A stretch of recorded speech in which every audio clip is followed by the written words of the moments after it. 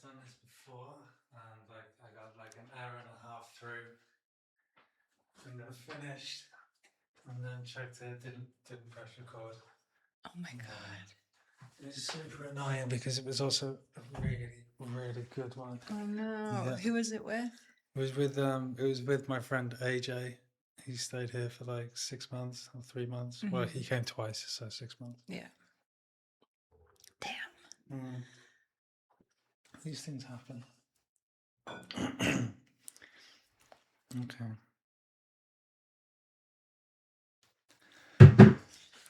Okay, I don't know. Where do you want to start? Where do you normally start? I don't know. I just kind of start talking and then see what comes out. But yeah, I figured we should talk about you rather than me. Really? Yeah. No? I'm one of those people that's like slightly uncomfortable with talking about myself, Yeah, me too. but I guess once I start going, maybe it'll be different. Yeah, I also find this like when you get into like remembering things, I'm like I had this moment when I was getting into talking about how I became a chef and then certain moments and then I got really fucking excited and then I was like, oh yeah, that was really good. This was really fun. Like I did this and I did that. Yeah, so that happens a lot. Yeah. But I also get really, really fucking nervous every time I record a podcast. So that's super Are you normal. nervous about what you might say or? I think I'm just nervous about judgmental people, I guess. Yeah, I think there's always going to be those, and it's just like if those comments come in, just it's letting quite them funny. wash over you.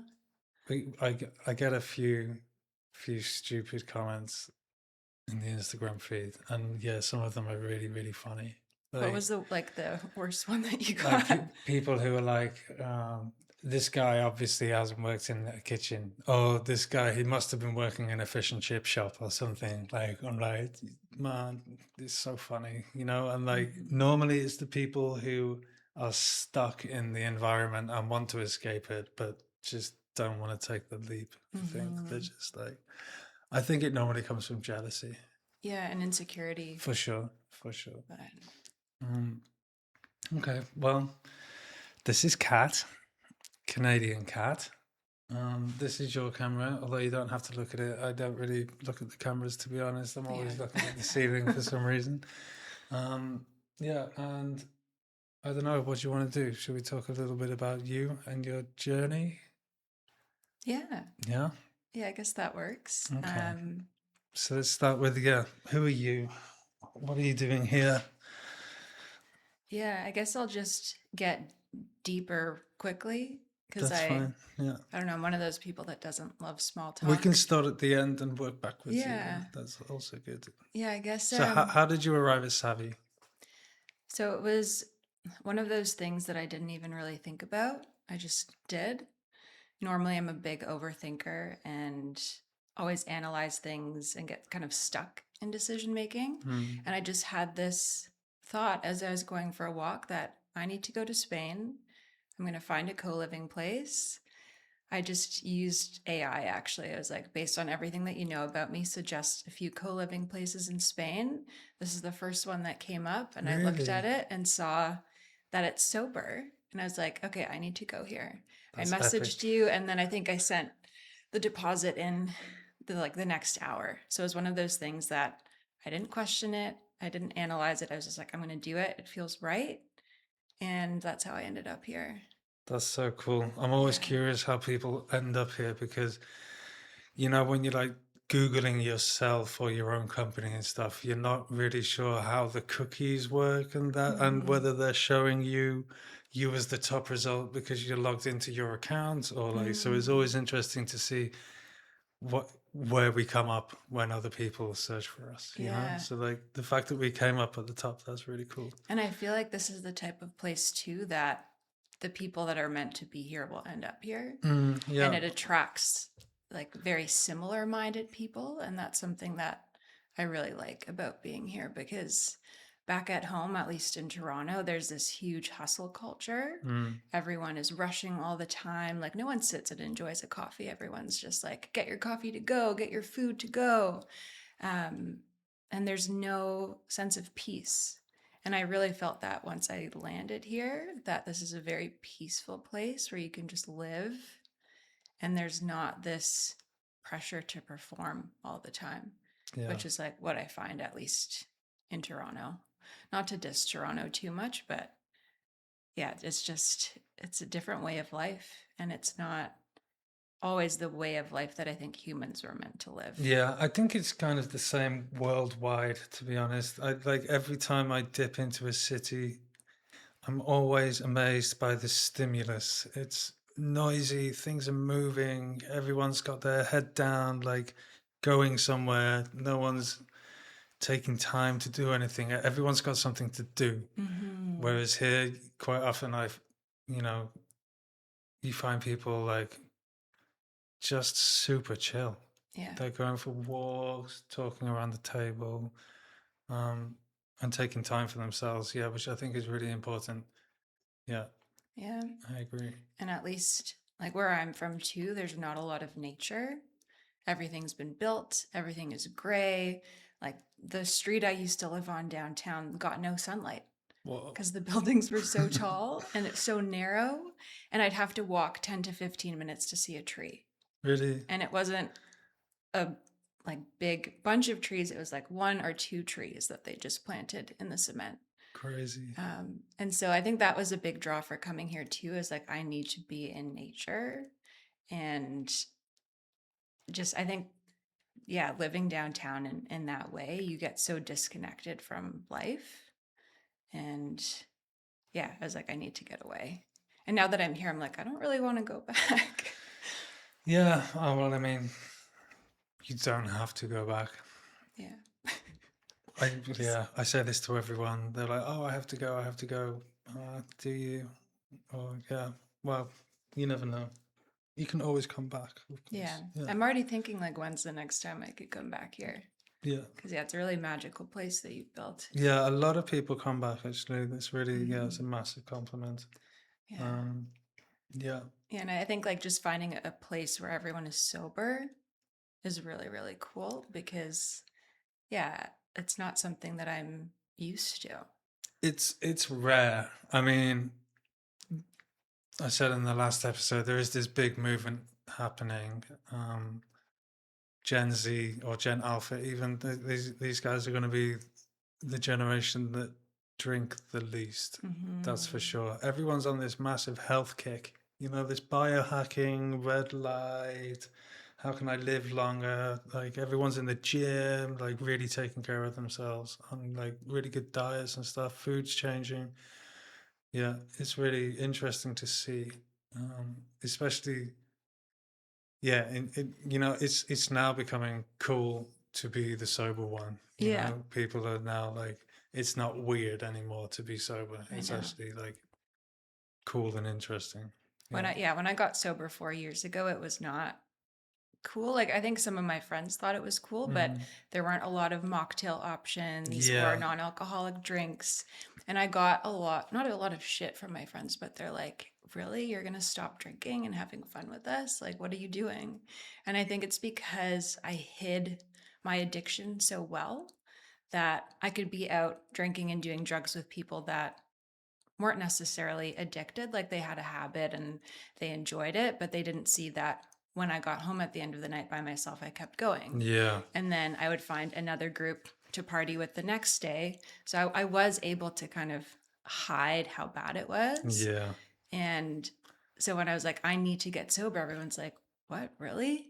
Like it was only like my roommates or people that I lived with that were like, yeah, like you need to go to rehab. But I think for everyone else, it was a bit of a shock and something that they didn't understand. Yeah. No, I get it. I had the opposite.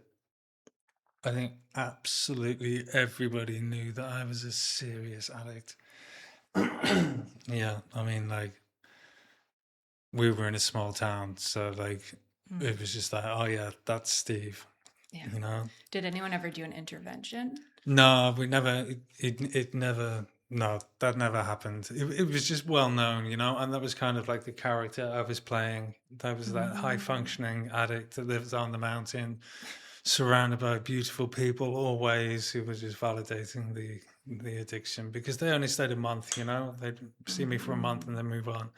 Like I'm just living in people's holidays. So Yeah. that was like, yeah, it was easy to validate. But 4 years, that's epic. 4 years is a long time. Oh, Yeah. yeah. Yeah, I What was can't. your date? February 20th, 2022. Nice. Okay. So it's Yeah. just 4 years. Just four That's years. And cool. yeah, it took me 4 years to get sober as well. Yeah, Like it I wasn't I'm understand. going to get sober and then it happened. It was a lot of, like, oh, I'm never doing that again. And I'd last 2 or 3 days. And that happened for years and years until finally I was like, you know what? I actually need to do something else than what I've been doing. And the only way that I'd heard of is like, I need to send myself to rehab. Yeah. And I know that's not part of everyone's story, but I think for me, being away from my phone, being away from my friend group, from work, family life, like I just needed to be completely segregated from Mm. it in order to have that separation. Because there were times when I was in rehab where I'm like, I need cocaine, but there was no way for me to get it. Yeah. And all the other times when I hit that point, I was able to go get my drugs, go get a drink. So I think for me, I needed to be completely cut off from everything Yeah. in my life in order to make that change. And then discovering AA and rehab and talking about addiction with other addicts and finally feeling connected to people, which is Yeah. something that I hadn't felt ever in my life. That was how I was able to get sober Yeah. and not having to do it alone. It's really lonely being in active addiction. Yeah. Like you can be surrounded by so many people, but they just don't understand. Unless you're an addict, you don't understand Mm-hmm. addiction. I was really lucky. I didn't have to go to rehab, but I had like I had an I woke up from a night. I knew for years that I had to get sober. Like for since I was 15, I Yeah. knew I was in trouble. And then yeah, one day I woke up in the morning and I couldn't remember what had happened the day before. And normally I was a super nice drunk, but this one day I just went absolutely fucking crazy.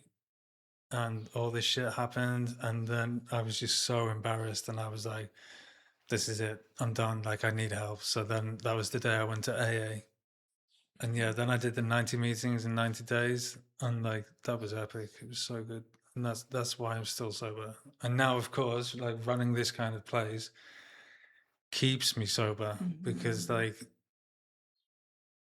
like as a chef, my ego is pretty big. Like, and I think it's probably the only time the ego is useful. And like, my ego just won't let me drink anymore. Yeah. Like, and I'm addicted to being sober. It's like, Mm-hmm. of course, there are like times when, you know, I have like weird triggers. When somebody opens a can of Coke or any type Mm-hmm. of can, it's like, it's like, oh, that was the noise that my addiction used to make when I was opening at 7 o'clock in Yeah. the morning. So every time I hear someone opening a can, I'm back in that opening a beer, and like it really scares the shit out of me. Mm. Yeah. Yeah. For me, my triggers are ATMs. Oh yeah. Just from like nights where I was going out to buy more drugs and I needed Yeah. cash. So now every time I'm at an ATM, I feel like it's for buying drugs. Mm. That's Um, interesting. yeah. So I don't take out cash too often, thankfully. But yeah, I can totally understand that. It kind of brings you right back. And yeah, I think I'm kind of the same where I feel addicted to being sober now. And I just can't imagine going back. And sometimes I have to remind myself like how bad it was, being like, remember that feeling when you'd been awake for 3 days? Mm. And like, I never want to feel that again. And I know that if I were to have a glass of wine, immediately I would crave drugs and Yeah. I would find a way to get them. Like I was very, very crafty. Mm. Didn't matter where I was or who I was with. I would leave you and I would find drugs.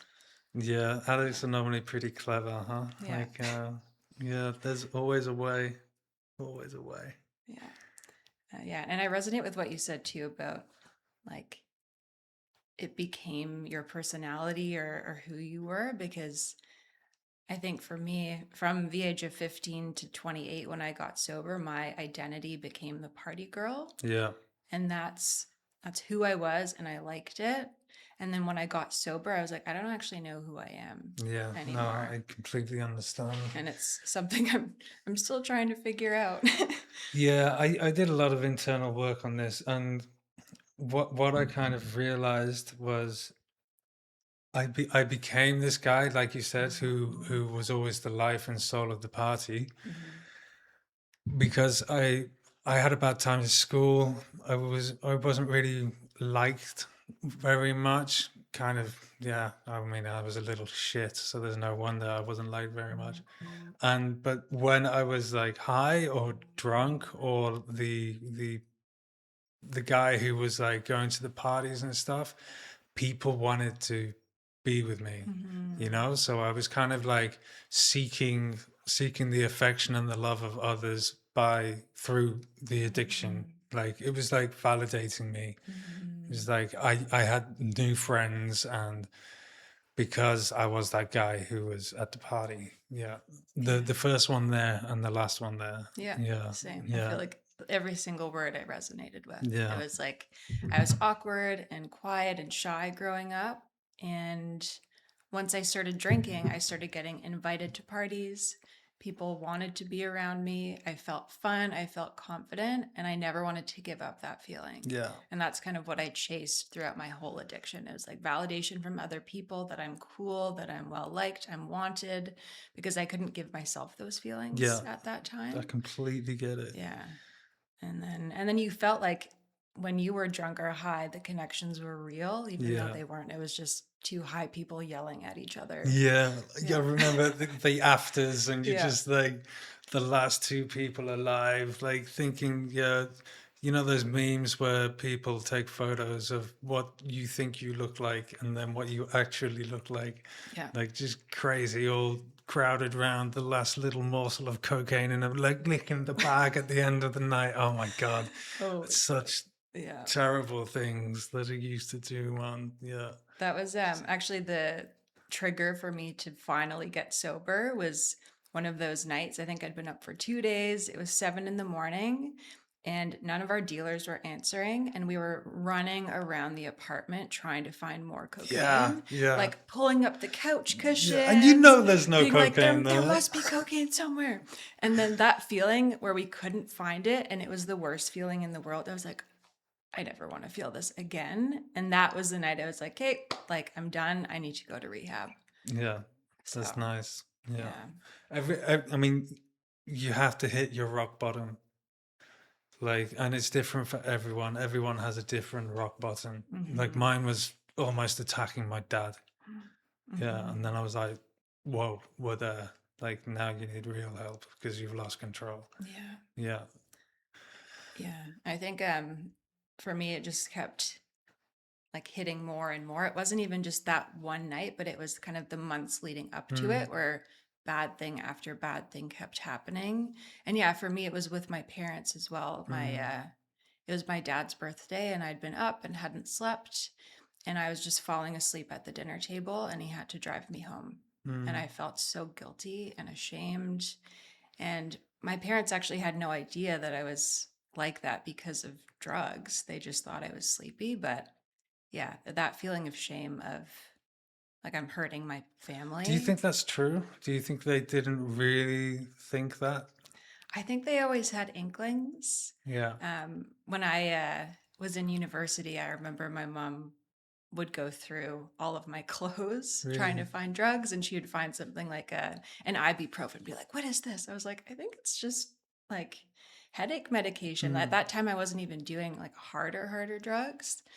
So I think I was drinking a lot though, and I was always warned as a child that alcoholism runs in the family mm. and be careful with it because you could become an alcoholic. And I was like, no, like alcoholics are old men that live under bridges and are homeless. Like, that's not me. That's not something that I can become.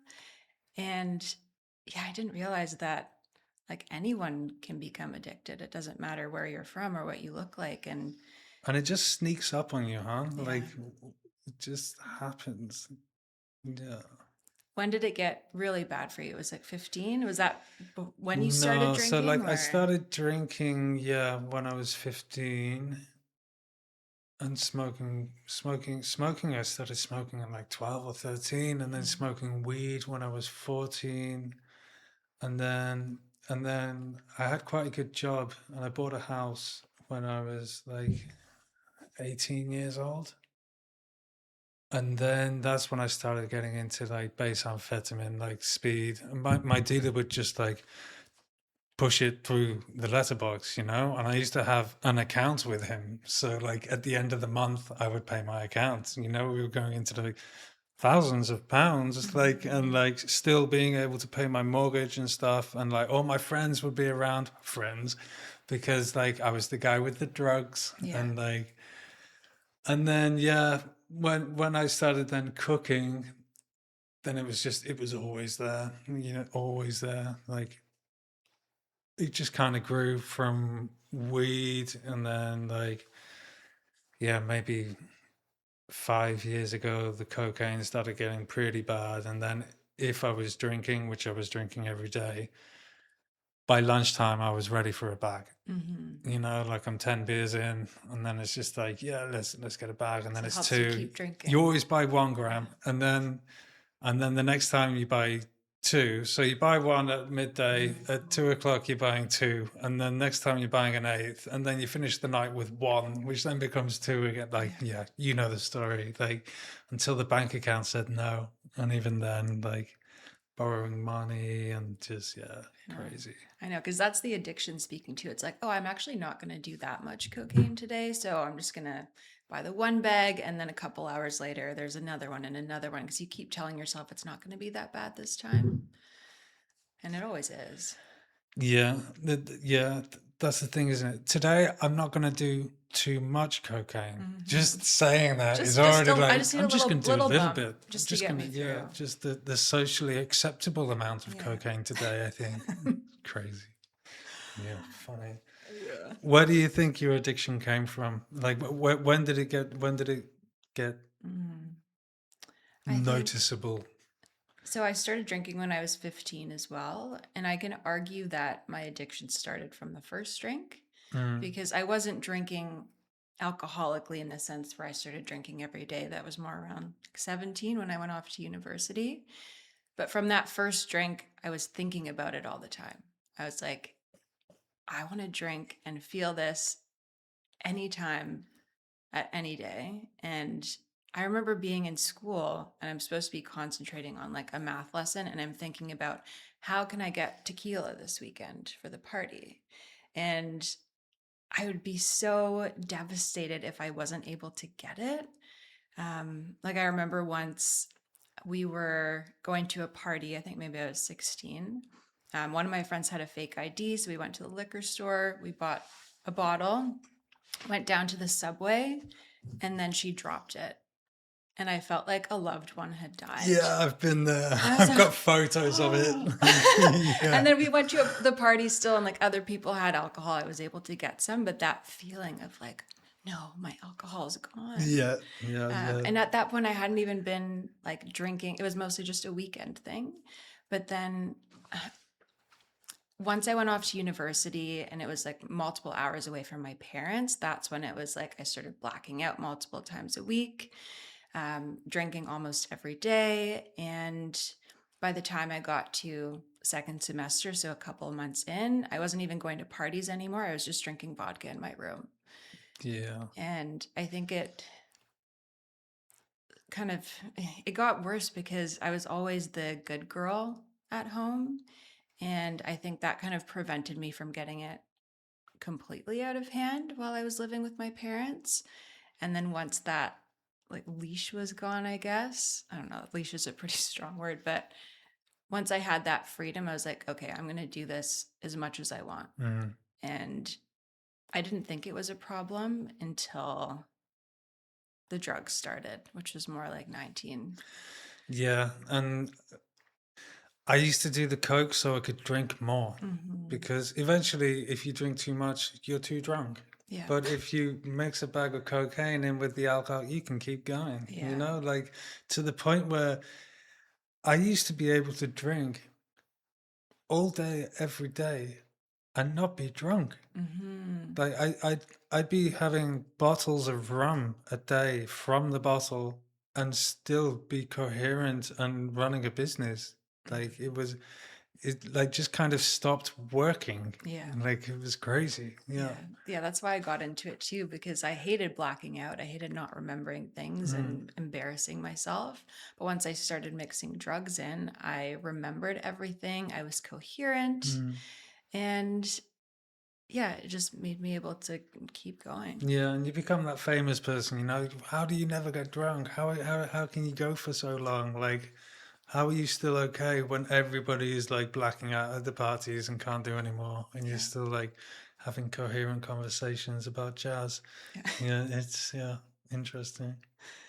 Mm. So after university, where did you go? Mm. So and I guess as part of my story too, I was always very creative growing up, drawn to like reading and art and music. And then for some reason, I decided to go to business school. Mm. And I think that's just what my parents thought I should do.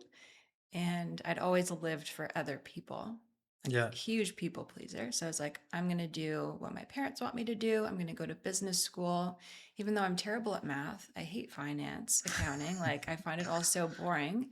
And when I graduated, I went into a finance company. Got you. And Yeah. then I went into like a finance tech company after that, always having hated the subject. And I wasn't even very good at it. But I was very good at working. Always terrible at academics, probably because of the undiagnosed ADHD at that time. And so when I graduated, I was still living this persona that wasn't me. I was a party girl and I was like in finance. And I kind of loved that persona at that time, but that meant that I worked crazy hours and then I justified drinking and doing drugs because I had worked so long and so hard.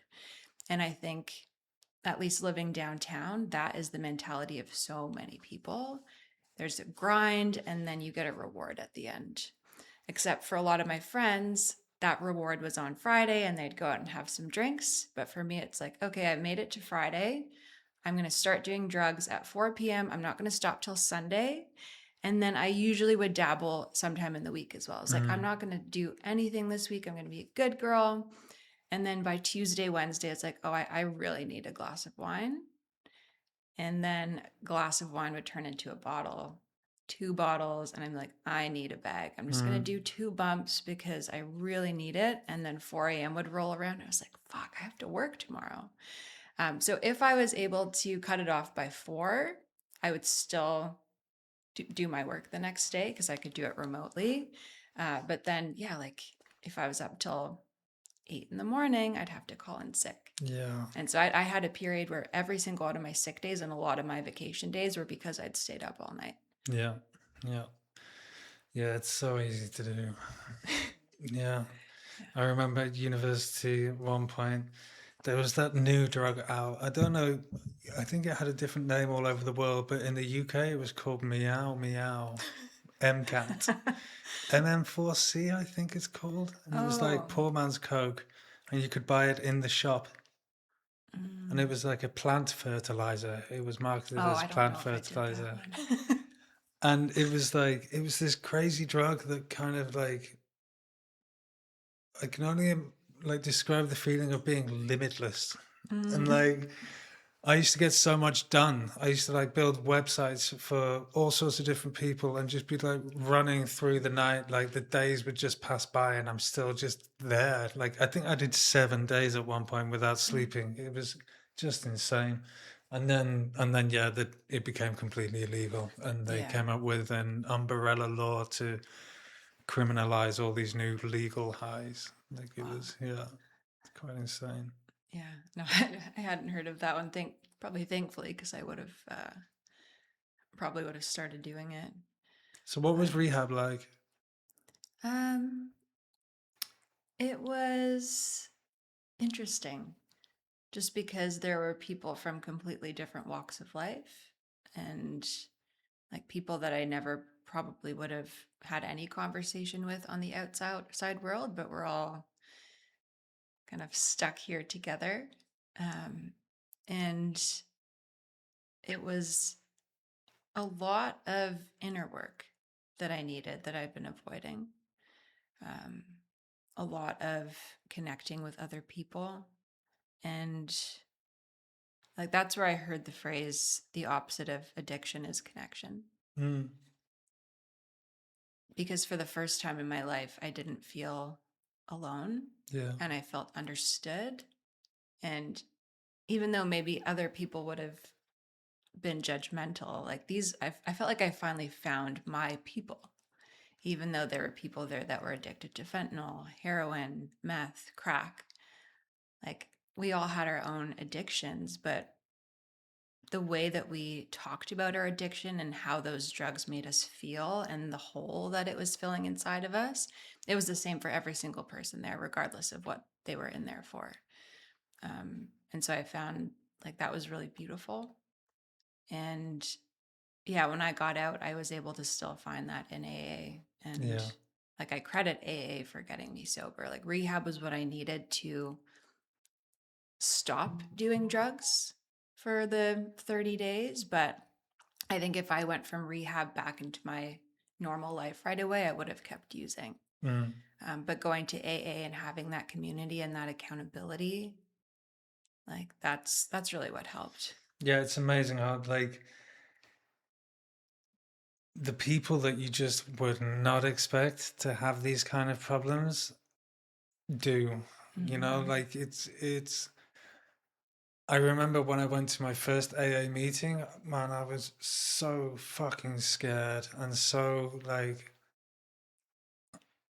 it was like admitting there's something wrong with me, which is Mm-hmm. really hard to do. When this is the first step, you have to admit that you've got the problem first. And like Yeah. I just didn't want to admit it, like and I knew.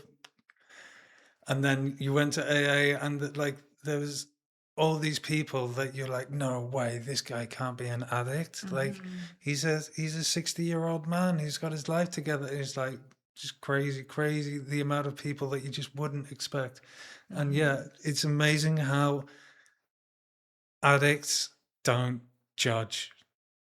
Yeah. Like we really just don't judge people anymore because we understand everyone's got shit. Mm-hmm. Like even the worst stories you can imagine. Like I'm not judging this guy for that or what he did because I understand I was there, I did it. Yeah. Like and having that community, like you said, of people who have been through these situations, yeah, it really helps keeping me sober. Like like even doing this with you is like another notch on I ain't gonna drink, Yeah. like there's nothing further from my mind right now than going for a drink. It just Mm-hmm. literally it doesn't appeal to me anymore. Like Yeah. Yeah. I always think that like even if you're not an addict, you could benefit from doing the 12-step yeah, program. yeah. Yeah. I what I like about AA is you can use the bits that really work for you and leave the bits that don't. Mm-hmm. So like yeah, of course the 12 steps work for a lot of people. They didn't really work for me. There's a lot of people say AA, yeah, but you have to be religious and blah blah blah. You don't. You can kind of tailor it to what works for you. Having a higher power, it doesn't mean you have to believe in God or Jesus. Mm-hmm. Like it's however you interpret a higher power, whether it's an energy system or Allah or whatever. Like it's really adaptable for everyone. I think that's a really good thing about AA. Mm-hmm. Yeah. Yeah, that was the hardest part for me was like I heard like I actually tried to go to an AA meeting a few years before I got sober. Mm. It was during COVID and it was like a virtual meeting. I open up my laptop and I hear the word God and I'm just nope, shut it Yeah. down and I kept drinking for another 2 years. Yeah, it's funny, huh? It's funny. But then yeah, I think I just accepted that like maybe my higher power could be the universe or energy, just Exactly. like something that's greater than myself. And once I started working through the steps, I started to have more belief And again, not in a religious God, but just like energy and some sort of higher power that's out there. And for me, the moment that it really hit was like in AA, one of the steps you have to do is make amends. Mm. And there was an ex boyfriend that I really wanted to apologize to just because I always had cocaine around when he was trying to quit. And I felt really bad about that. And I hadn't seen him in years. I wrote out everything I'd want to say to him. I read it out to my sponsor, and then the next day I run into him on the street. Of course, And I was like, okay, there is some sort of a higher power for that's, sure. looking out for all of us. And yeah, I don't go to AA anymore. It's been years since I've been back, but like as you said, there's certain pieces that I still take. And yeah, it's something it's I always know it's there for me if I want to go For back. sure, And they would yeah, all welcome me back with yeah. open arms. I go maybe, yeah, once every 6 months or something. Like I'll check in and be like, "Yo," and they're all, "Yo, it's Steve from the mountains of Spain." Like, yeah, it's super funny because it's an American group that I go to. Like, Yeah. yeah, it's super fun.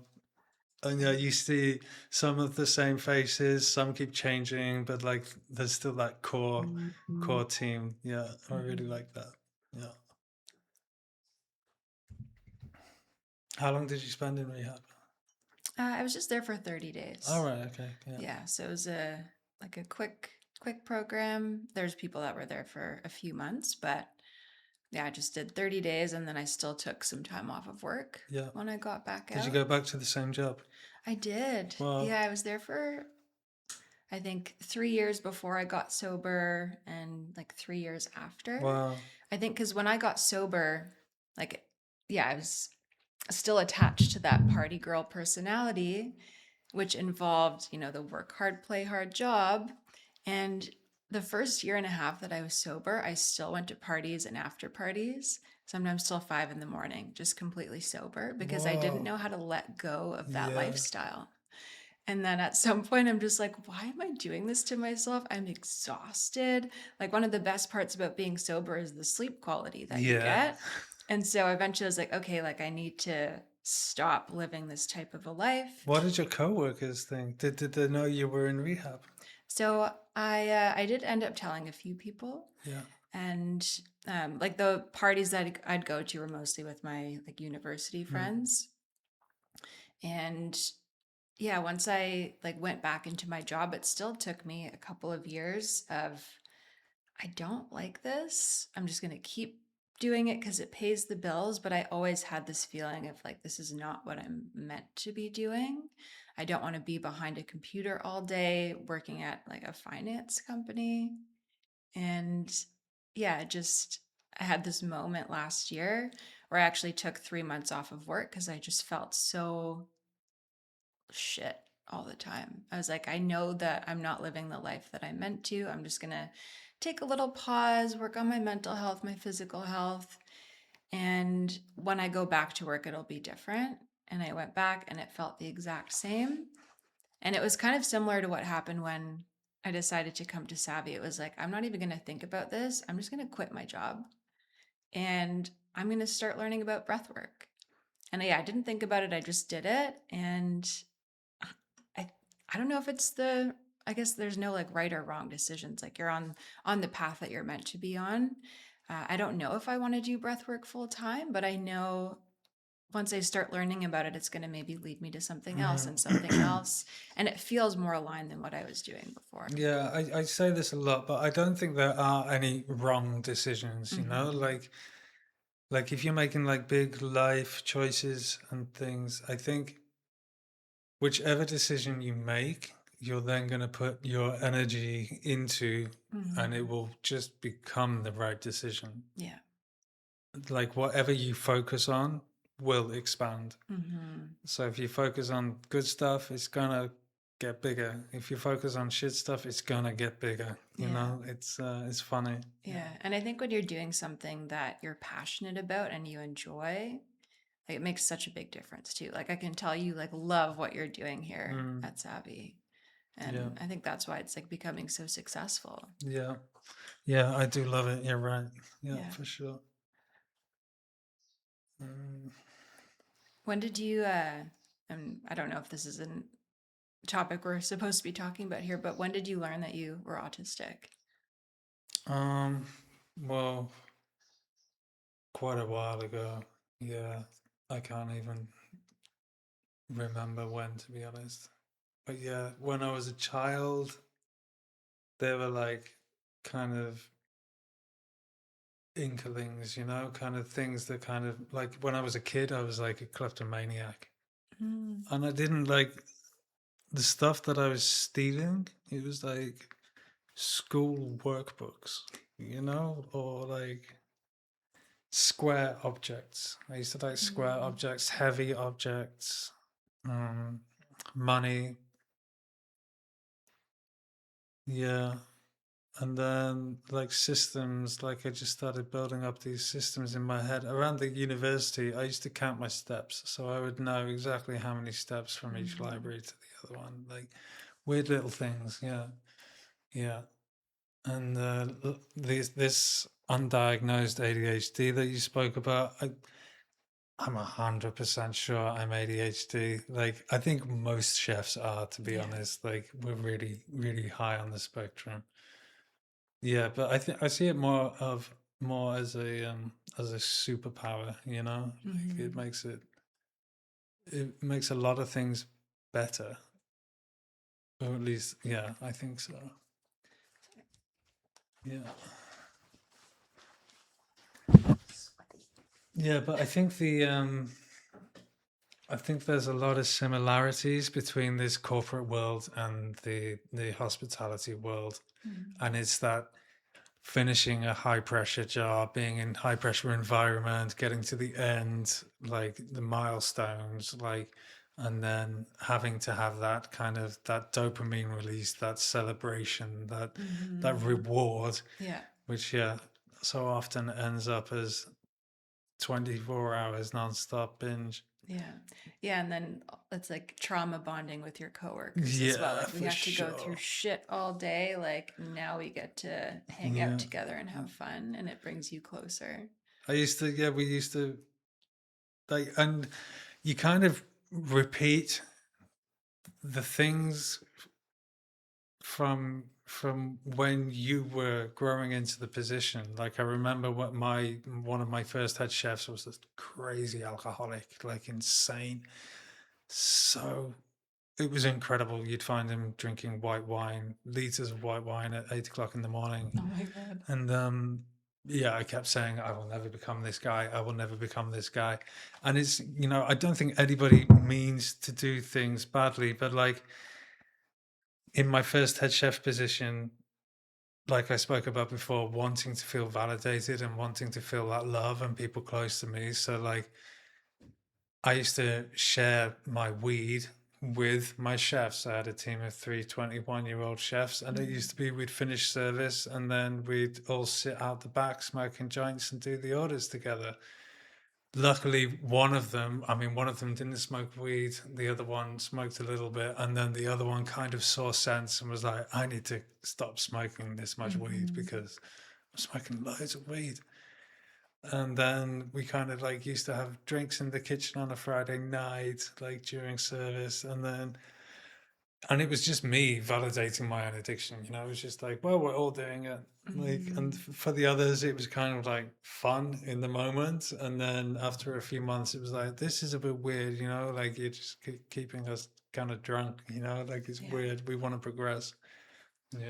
Was there a Yeah. period where it stopped being fun for you? um,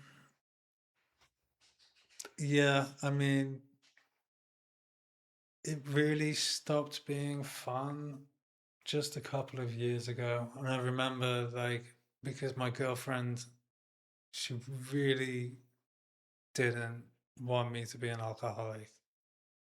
Like, when we met, it was super, super nice. And yeah, she kind of put it down to me being English. Like, yeah, the English, they drink a lot, they Yeah. drink a lot. And that was kind of the excuse. And then and then it kind of like became apparent, like, oh no, he's got a problem. And then I started hiding it. Mhm. So then I'd be around the back of the house, like downing beers. I'd keep crates of beer in the back of the house and bottles of wine up the drain pipes and stuff. Yeah. Like, yeah, crazy. And like I'd be drunk and she kind of wouldn't know, but would be like, but you kind of smell like alcohol when I was like brushing my teeth 100 times a day, Yeah. like just hiding it. And that's when it kind of became not fun anymore. Like I'd be there opening the beer in the garden, being like, I just don't want to fucking drink this. And Mhm. sometimes I'd even open it and just pour it away, Yeah. and go back. And then 10 minutes later, you're back and you're just, fuck it, I'll have a beer. Yeah. Yeah, crazy, crazy, Yeah. crazy. I think that's something that people, unless you've been in active addiction, you don't understand. It's like, well, just stop drinking or stop doing drugs. But I don't even know how to explain it, but you can't. Mm, It's completely out of your yeah, control. completely. And at one point, there's a switch that goes off, and you need that next drink, you need that drug. And in the moment, you can't stop yourself. Yeah. And once you've had one, then the days are right off. Yeah. Then you're just like, well, today's fucked. Yeah. So like, we'll try again tomorrow. Yeah. And that's the thing too. It's like once I had that first drink, I don't know when I'm going to be able to stop. It might be later that night. If I'm lucky, it might be in 3 days. Mm, And I don't have control over yeah, that. yeah, yeah, for sure.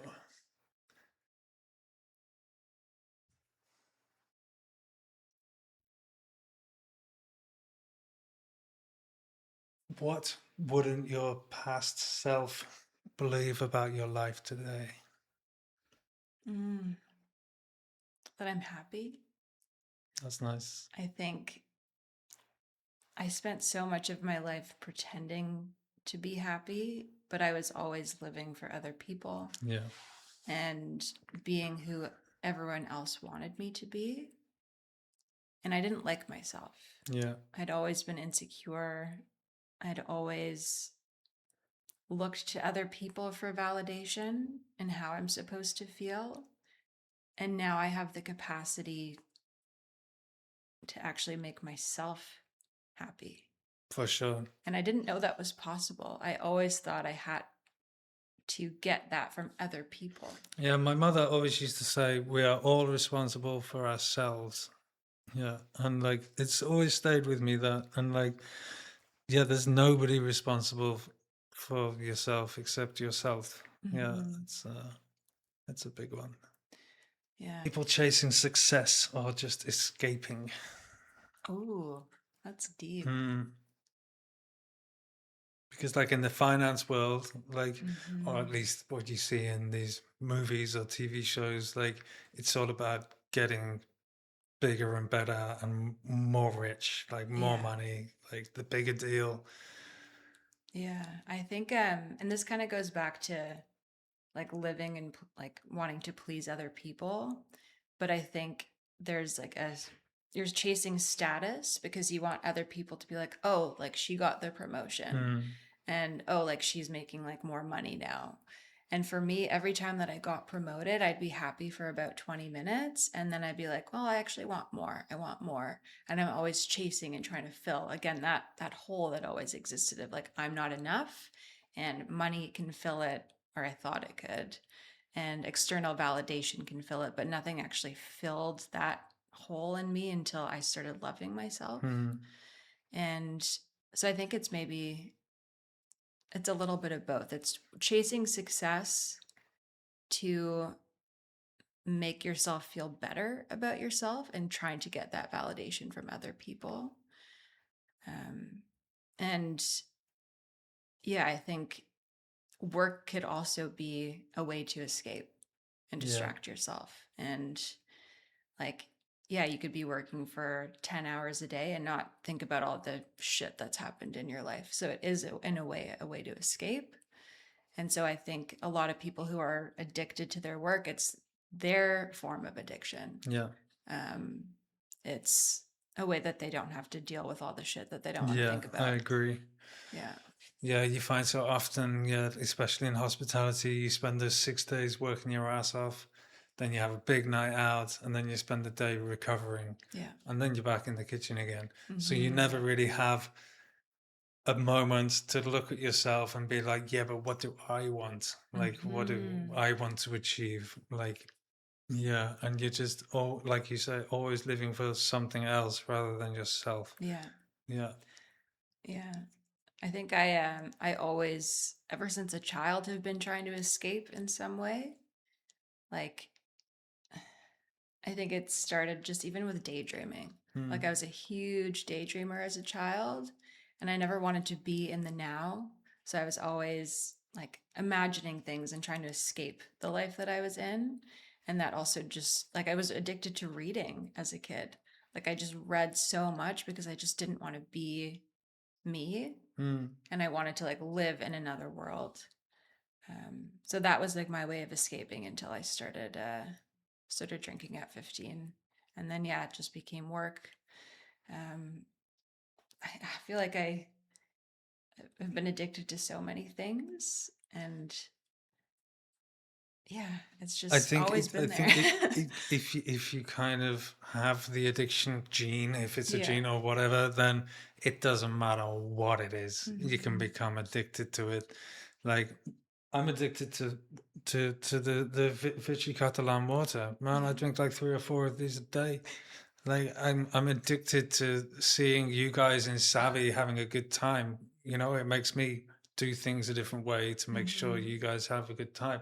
Like I'm addicted to anything.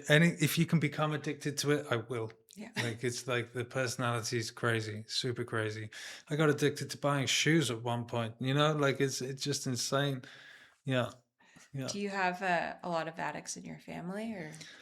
I would say that most of my mom's brothers are.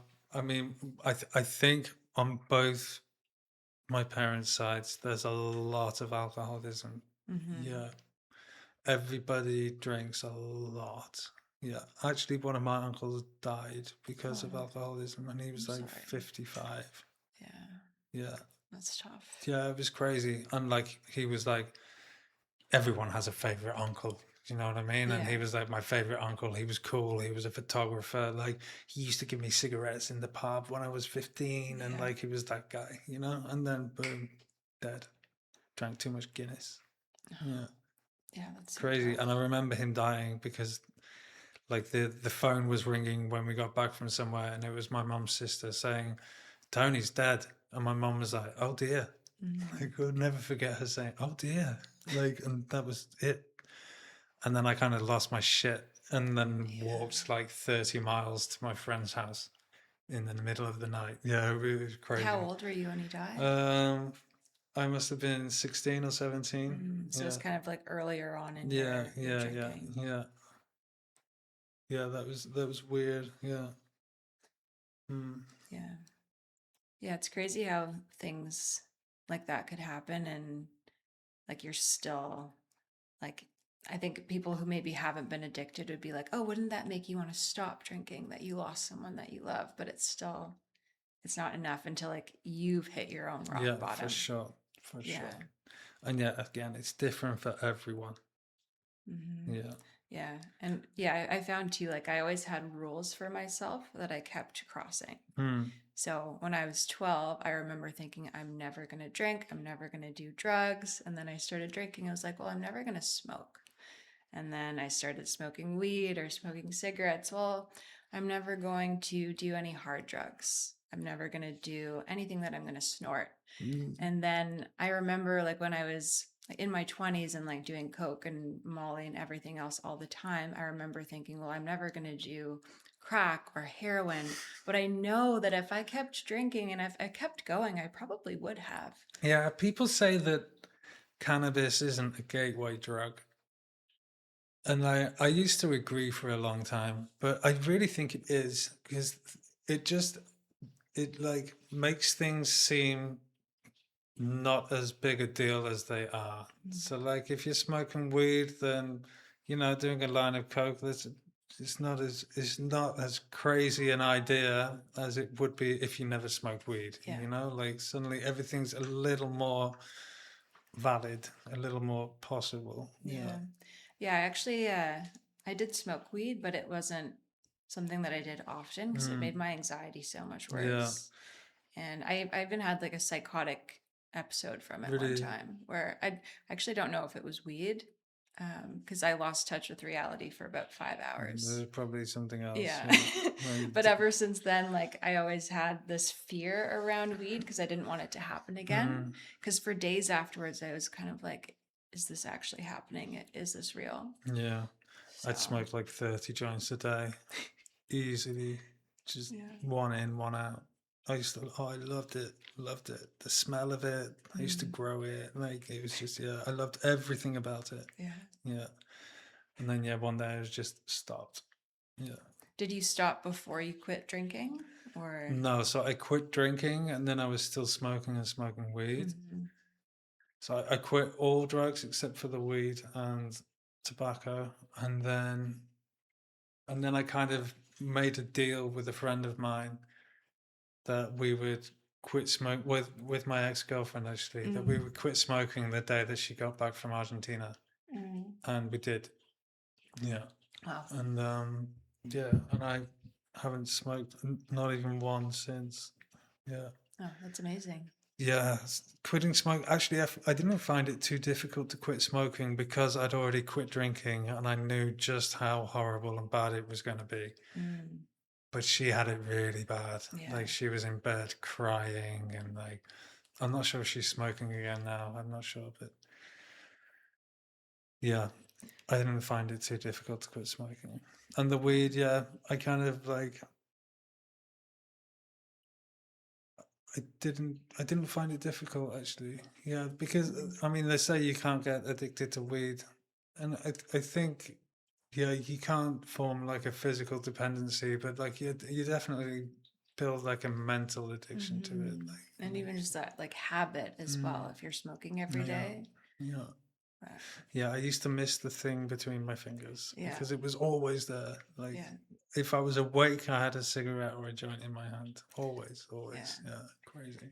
Yeah. It took me 3 years after getting sober before I was able to stop smoking. Mm, I felt like my vape was like my safety yeah. blanket. I would just be, especially in social situations, I just, I never had a vape. I never got into it oh, ever.